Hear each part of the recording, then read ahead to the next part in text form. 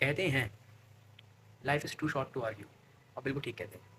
देखो ऐसा है, कोई भी ऐसा व्यक्ति नहीं है, ऐसा कोई इंसान नहीं है जिसकी लाइफ में उसे कोई इससे शिकायत ना हो। ठीक है। और ये बहुत नॉर्मल सी भी चीज़ है।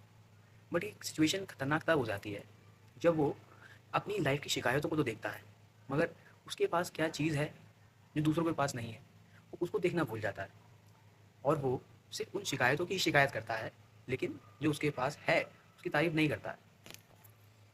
ऐसे ही एक केस मेरे साथ हुआ जब मैं 8th क्लास में था। तब एक तो शायद तो मैं पहले से ही हूँ थोड़ा सा, मगर उस समय ऐसा हुआ कि मेरी ना क्लास में लड़ाई हो गई थी।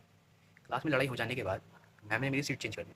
सीट चेंज करके मुझे गर्ल्स की रो में बिठा दिया, गर्ल्स के साथ। सोचो, जो बंदा शाय है, भीड़ में तो उससे बोलना जाता नहीं, अब उसे गर्ल्स के पीछे बिठा दिया, तो क्या उसकी कंडीशन होगी। तो अब मैं मिडिल रो में बैठा उनकी उनकी रो में। तो वहाँ एक लड़की थी, उसका नाम था रिचा। तो अब जो उसके साथ में बैठा, थोड़ी बातचीत वगैरह करने लगा, तो उसने एकदम से मुझे रिमार्क दिया कि मेरी स्माइल बहुत अच्छी है।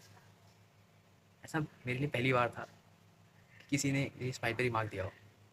उससे पहले तक मैं सोचता था मेरे दांत बहुत बड़े हैं, तो मैं हंसता भी कम था।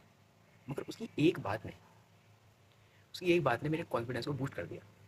और वो बात मुझे इसलिए याद है क्योंकि उसके बाद से फिर मैं स्माइल करने में कोई शर्माए नहीं।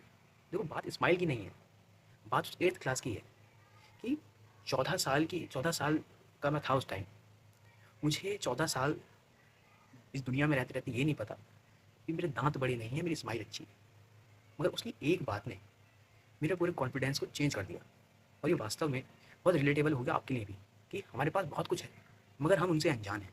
तो ज़रूरत ये है कि हम दूसरों के पास जो है उसको देखकर सिर्फ जले नहीं, जो हमारे अंदर है, छुपा है, उसको निकालें और खुद को पहले से डेवलप करें।